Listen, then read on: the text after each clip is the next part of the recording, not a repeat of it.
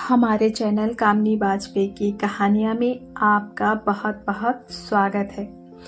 आइए सुनते हैं कहानी कश्मकश जिंदगी की। जीवन अपने अंतिम पड़ाव पर है, बस चंद सांसें बची हैं मेरे पास। वादा किया था तुमने कभी कि अंतिम क्षण में तुम साथ होगी, दोगी ना ये हक। तुमसे बिछड़ने के बाद जीवन में बस एक ही तमन्ना थी कि जब यह प्राण मेरे शरीर से अलग हो तो तुम मेरे सामने हो और तुम्हें देखते देखते ही मेरी आंखें सदा के लिए बंद हो जाएं और मैं चिर निद्रा में चला जाऊं। उम्मीद करता हूं मेरा पत्र मिलते ही तुम मेरी यह अंतिम इच्छा पूरी करने के लिए जरूर आओगी। तुम्हारे अंतिम दर्शन का अभिलाषी, तुम्हारा अवनीश। अवनीश का पत्र पढ़कर मैंने उसे गुड़ी मुड़ी कर गोला बना लिया था और उसे अब आग के सुपुर्द करना चाहती थी।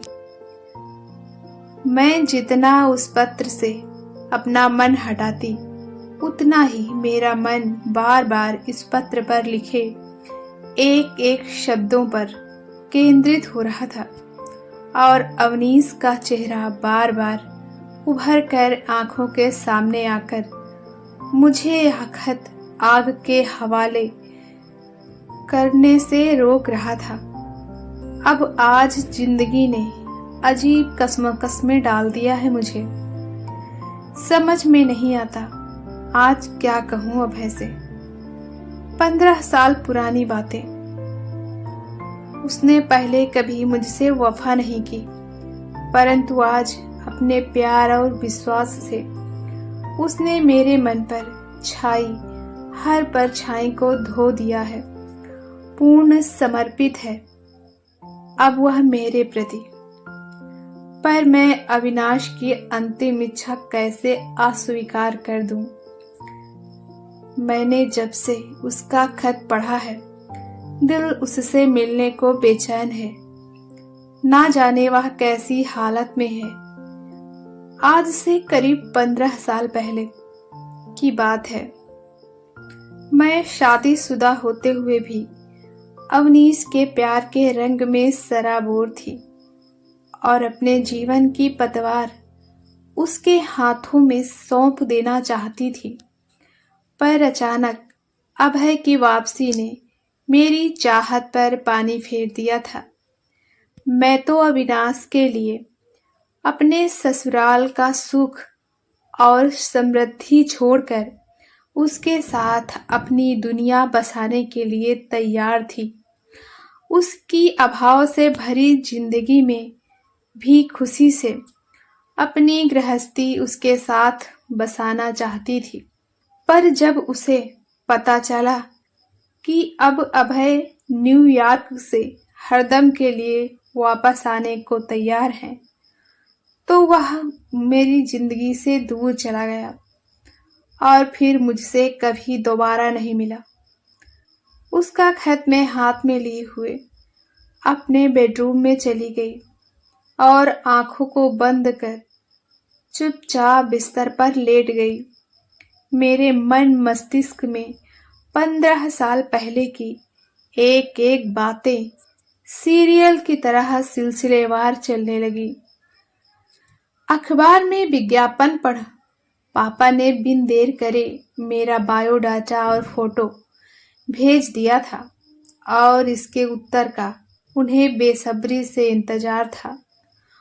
उधर से जैसे ही जवाब आया कि हमें आपकी बेटी पसंद है और हम अगले हफ्ते सपरिवार उसे सामने से देखने आना चाहते हैं और अगर सब कुछ ठीक रहा तो हम 1 महीने के अंदर शादी भी करना चाहते हैं, क्योंकि 1 महीने के बाद मेरे बेटे की छुट्टियां खत्म हो जाएंगी और वह न्यूयॉर्क वापस लौट जाएगा। हम उसके लौटने से पहले उसकी शादी कर देना चाहते हैं। जब मेरे पापा मम्मी को यह खबर मिली तो जैसे उनकी खुशी का ठिकाना न रहा। वे उन लोगों के स्वागत की तैयारी में जी जान से जुट गए। वे इस रिश्ते को किसी सूरत में हाथ से नहीं जाने देना चाहते थे। NRI लड़के और उसके संपन्न माता पिता को प्रभावित करने का हर प्रयत्न कर रहे थे पापा। मैं भी बहुत खुश थी इस रिश्ते से, और हों भी क्यों ना। न्यूयॉर्क जैसे संपन्न देश में भावी पति के साथ अपनी गृहस्थी बसाने का सपना देख भला कौन ऐसी लड़की होगी जो खुश ना हो। मैं अक्सर अपने आप को जब आईने के सामने खड़ी हो देखती तो अपनी सुंदरता से खुद ही मुग्ध हो मुस्कुरा उठती। कभी अपने दूध से उजले रंग को देखती तो कभी बादामी आंखों को, कभी कमान सी तनी भौहों को, तो कभी कमर से नीचे तक झूलते अपने केशों को, और तब अभिमान से भरी मुस्कान मेरे होठों पर खेल जाती। आखिर इसी रूप सौंदर्य के दम पर तो रीझे थे अभय, वरना मेरे पापा में इतना सामर्थ्य कहाँ था कि उस जैसे घर में मेरी शादी का सपना भी देख पाते। अभय ने मुझे देखते ही पसंद कर लिया था, और उसके मम्मी पापा ने उसकी मर्जी जानने के बाद 2 दिन बाद दोनों की मंगनी करने का ऐलान कर दिया था। बस एक ही शर्त थी, शादी अगले हफ्ते होगी, फिर कुछ महीनों तक इंतजार करना होगा। सब कुछ व्यवस्थित होने पर अभय मुझे न्यूयॉर्क बुला लेगा। NRI दामाद पाने की खुशी में पापा के पांव जमीन पर नहीं पड़ रहे थे। चाचा ताऊ सबने बहुत समझाया, अरे अच्छी तरह छानबीन करके ही देना बेटी, विदेश में बसे लड़कों का क्या भरोसा, बताते कुछ और हैं निकलता कुछ और है।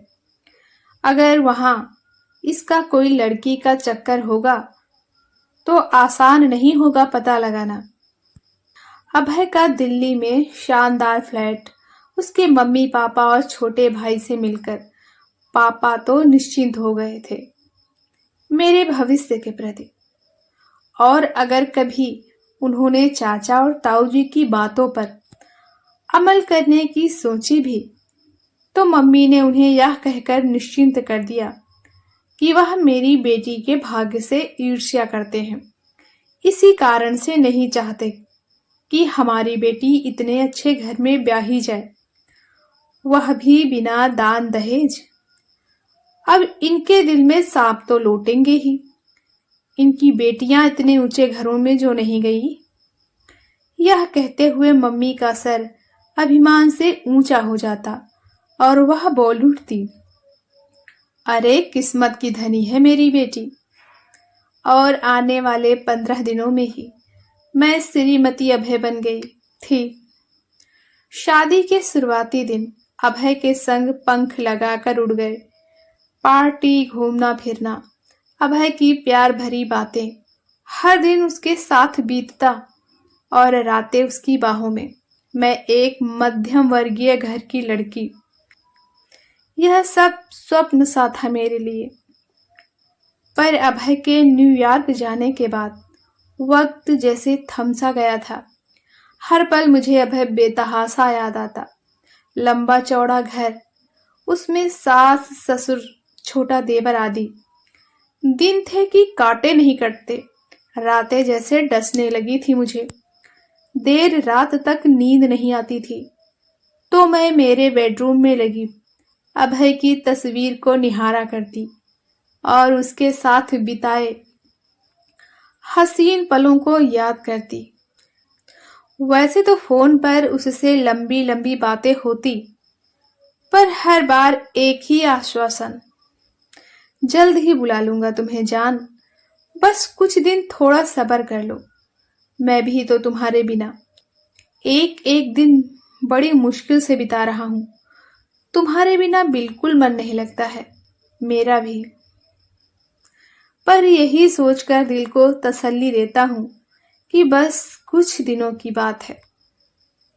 और हर बार उसके इंतजार में कुछ महीने और जुड़ जाते।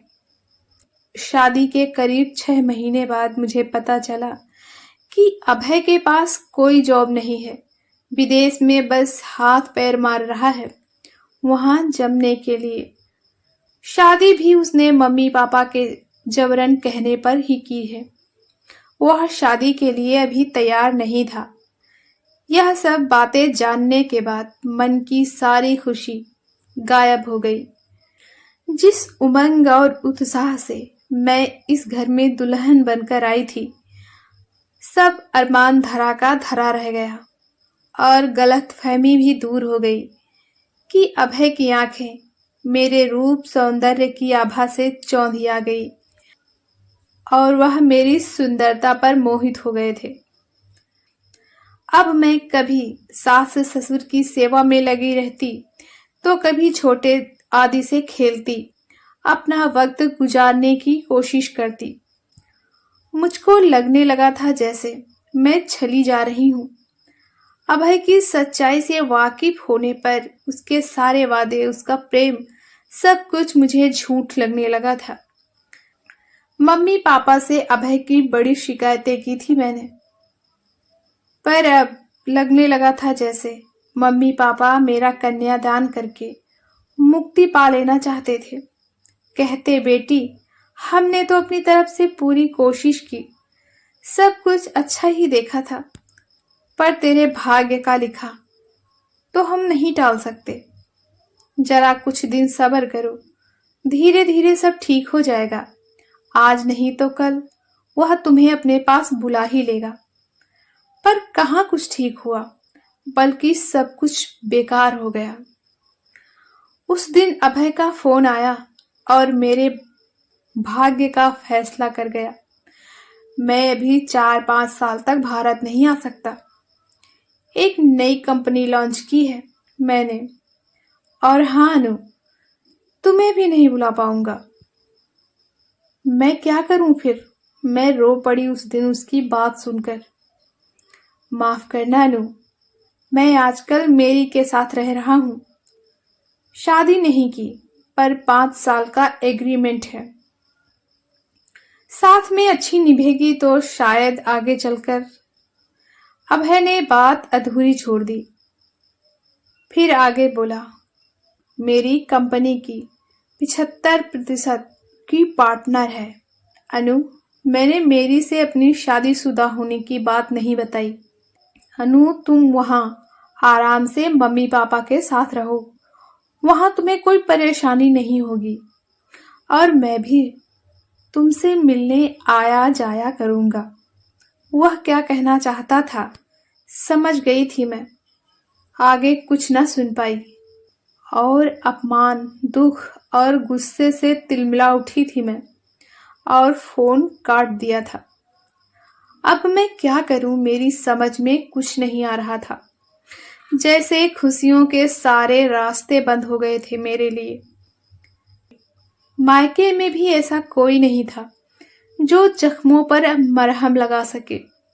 सब ने मुझे भाग्य के भरोसे छोड़ दिया था। मुझे अब शादी के समय चाचा और ताऊ जी की कही बातें याद आ रही थी, पर अब क्या हो सकता था। तब सास ससुर ने ही संभाला था मुझे। बेटी, जैसा चल रहा है चलने दो।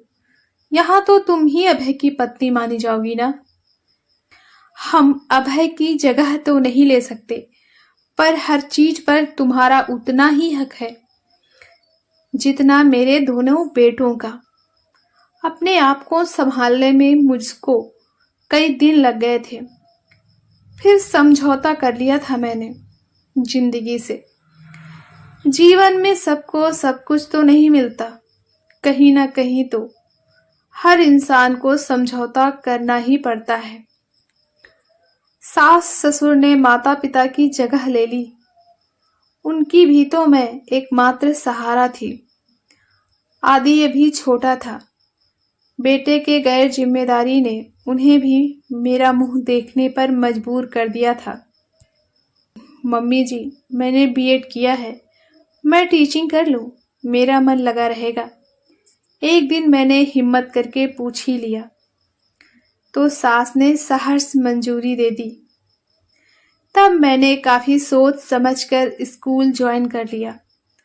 हालांकि वापस मायके जाने का ख्याल मेरे मन में आया था, पर पापा जी से सारी बातें कही तो उल्टा मुझे ही समझाने लगे।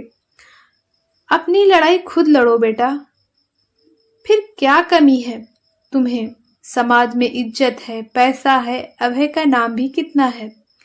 क्या कभी सपने में भी सोचा था तुमने कि इतना सब कुछ मिलेगा तुम्हें?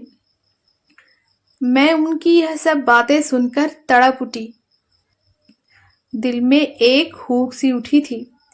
एक स्त्री के लिए धन दौलत से कहीं ज्यादा जरूरत होती है पति के साथ की, वरना तो सब कुछ होते हुए भी जिंदगी वीरान हो जाती है। दिन पलटने शुरू हो गए। आधा दिन बच्चों को पढ़ाने में, बाकी घर के कामों में यूं ही बीत जाता। जीवन की कड़वाहट कुछ कम होने लगी थी। अभय का परिवार ही मेरी जिम्मेदारी बन गया था। एक दिन मैं आदि के कमरे में अचानक चाय देने चली गई। आदि को उसके ट्यूटर पढ़ा रहे थे। मैंने देखा आदि को होमवर्क देकर वह स्वयं पेपर पर कोई स्केचिंग कर रहे थे। एक लड़की का सुंदर अक्स बड़ी तन्मयता से उकेरा जा रहा था। मुझे लगा जैसे सर के कागज पर मैं स्वयं उतर आई हूं। इसके आगे की कहानी आप पार्ट 2 में सुन सकते हैं। कहानी आपको कैसी लगी कमेंट करके जरूर बताएं। और अगर आपको हमारी कहानी जरा भी पसंद आई हो तो प्लीज़ हमारे चैनल को सब्सक्राइब करना ना भूलें।